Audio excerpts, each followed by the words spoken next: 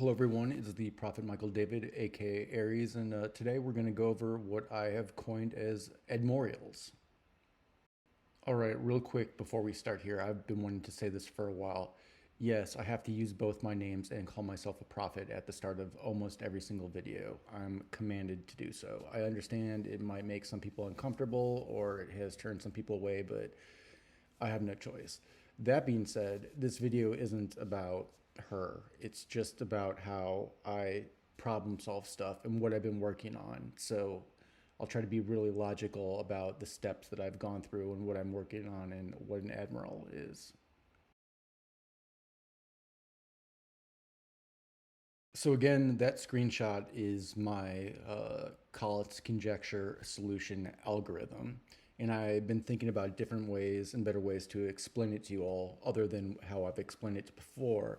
And the best way to explain it is the Collett's game, the 3x plus 1 game, is a game of mathematical chutes and ladders. All the game is really trying to do, the values keep going up, down, up, down, up, down for whatever, depending on the number, you know, in adherence to that algorithm. But what the game is really trying to do is it is trying to set 3x plus 1 equal to 4x. And there's only one number in all the natural numbers that does that. And I'll give you one guess. So then I was thinking, what would be some or one of the most aberrant college games to describe to you guys that would both be cool and show you my expertise on this particular subject. And after a while, I was like, oh, that's pretty easy. Just pick like a really big primordial number that happens to end the game quickly. And what is a primordial? Here's the screenshot from Wiki. So in layman's terms, the primordials are just all the prime numbers multiplied together. So the first primordial is 2 times 3, which is 6. And then the next prime is 5. So the second primordial would be 6 times 5 is 30. 30 times 7 is 210. 210 times 11 is 2310, etc., etc. They go up really, really fast. So then, to explain the real aberrant game, you pick a really big primordial number, which is on the 6 mod 6 number. It has to be because they're all divisible by 6. And you pick that number, and the first thing you do is divide by 2, and it throws it to the 3 mod 6 line, which just happens to be a magic number on the 3 mod 6 line, throws it up on the 4 mod 6 line, hits the rail goes all the way down to 1. Now, I'm willing to, there should be an infinite amount of primordials that do this, but if for some reason there can't be because of harmonics or something, there are still an infinite number of really big numbers on the 6 mod 6 number with only 1, 2. So it instantly goes to the 3 mod 6 line, hits the magic number, because we're doing statistically aberrant games, goes all the way up to the rail and goes all the way down to the 0. It's like 4 different slopes. That's it. The game ends really quick. Really big numbers, but the game ends really, really quick, which makes it very aberrant.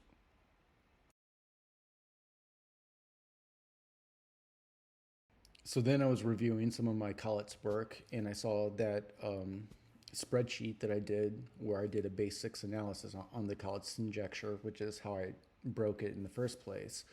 It's just, like I said, the Collett's conjecture is just a game, a prime numbers game and a base 6 game of chutes and ladders. That's all it is. So then I was thinking, well, I could do base 6 analysis on a lot of things that I haven't in the past. And I used to do this a lot back in the day before I even started using spreadsheets. I did everything by hand. And I thought the primordials, I'm like, well, that can't do base 6 analysis on primordials. They're all base 6, or they're all 6 mod 6. So there's nothing surprising about that. And then that's when I had the epiphany, and I'd never really thought or heard of anyone doing it before.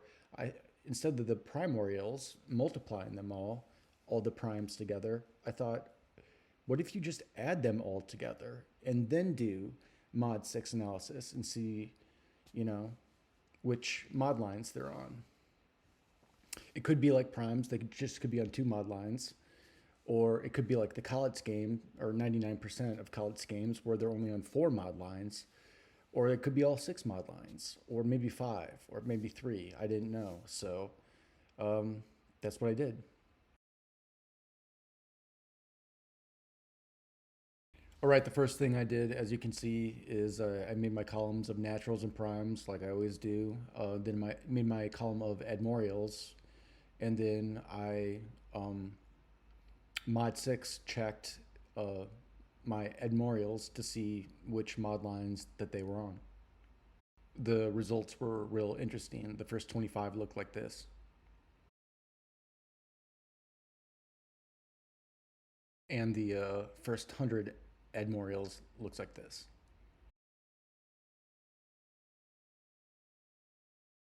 So as you can see, when each prime is added to the Admorial, it goes smoothly from one mod 6 line to another mod 6 line right next door. It won't jump back and forth. Sometimes it zigzags, but it'll go to a mod 6 line right next to it, except if it goes from the one mod 6 line to the 6 mod 6 line or vice versa. And there's a very specific reason that it does that. And we'll talk about that in a second.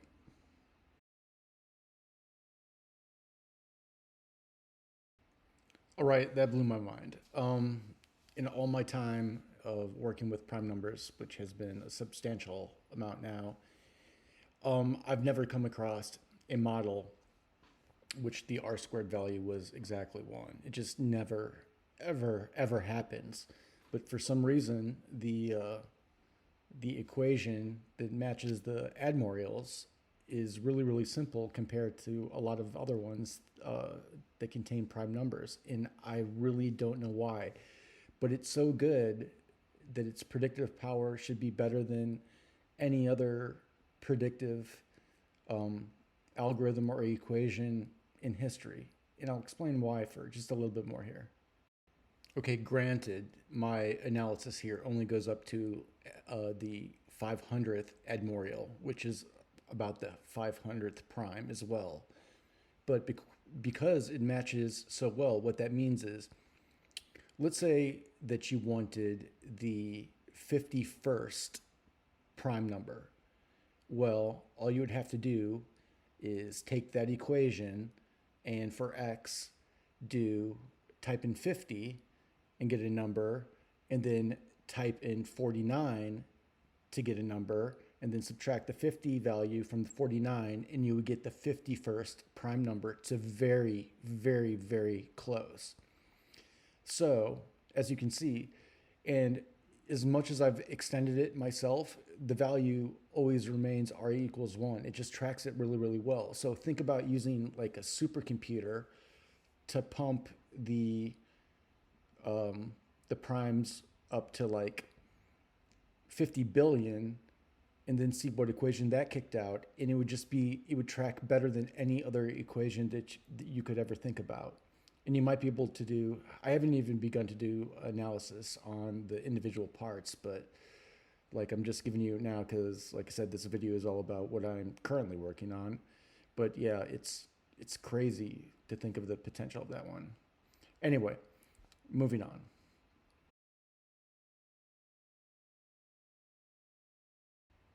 So I instinctively knew, because of the Mod 6 analysis and the nature of the Admorials, that there were some limitations to spreadsheets on Apple's numbers. And so that I was going to have to do some stuff by hand. So that's my spreadsheet for my handwritten drawings, which I'm going to show you next.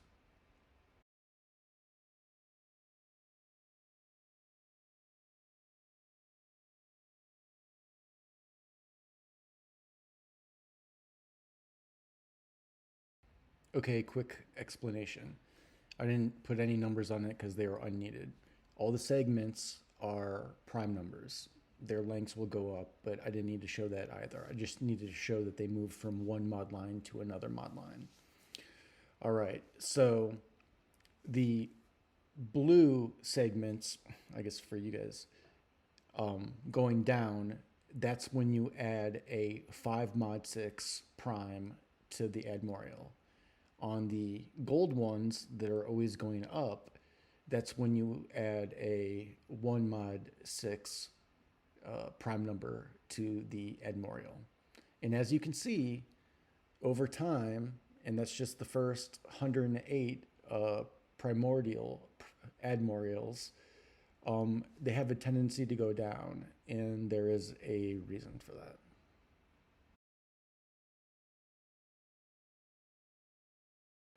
Right, that's something I screenshotted off Reddit where they had a discussion about something similar to this, and there was a really good analysis by this guy. And you can see at the bottom that while the ratio divided does go to 1 at infinity, there's still more and more 5 mod 6 primes being produced than 1 mod 6 primes. And that is because, and you really only know this if you're like deep, deep, deep in the prime number game, but that is to counteract the fact that the 1 mod 6 line has all the 1 mod 6 primes, but it has all the squares of all the primes, all the to the 4 powers of all the primes, all the evens of all the primes. And the 5 mod 6 line has the 5 mod 6 primes, but it only has the primes to the first power, and then to the third power, and to the fifth power. It only has all the odd progeny of the 5 mod 6 primes. So in a way, you could say that like 75% of all the primes and prime factors are generated on the 1 mod 6 line, and 25% of all the primes and prime factors are generated on the 5 mod 6 line. And it's like a race between the two. So the more 5 mod 6 primes you have over 1 mod 6 primes, it's like a race between the 1 mod 6 line having a higher percentage overall and the 5 mod 6 line producing more primes. That's the easiest way I explain it. I know that's convoluted. They're so confusing, but that's the best way I can explain it. All right, you real shrewd math observers might say with my last hand drawings and everything that I was going outside the bounds, or it drops outside the bounds and everything. And that's true, but you could say, mathematical Pac-Man infinity above and below and everything. But there is one other way to configure it where that's doesn't have to be an option, where it's still unbounded. And as I've described before, on any base universe, you can basically take the top one and wrap it around to the bottom and turn it into a tube, and which I've done physically. I haven't done this for a long time, but as you can see, and I've stretched it y more so I could actually create a tube, but the x is the same. And I'll show you guys. So if you start at the start there, where that's the first prime, you can see it zigzag around the tube as they go around. I know this is weird for me too, but that's how it goes. And I used to make a lot of these back in the day before I started using spreadsheets and everything. And when I did everything by hand, it's why I have so much handwork. In a nutshell, that's kind of what our universe is. It's a twisted universe. That's why the maths are so hard. We kind of live in a base 6 universe that's been twisted or anti-twisted until the ratio of the circumference to a circle and its radius, or its radius, yes, was 6.28. So pi was 3.14 and 6 was 6.28 from an original universe that was where 2 pi was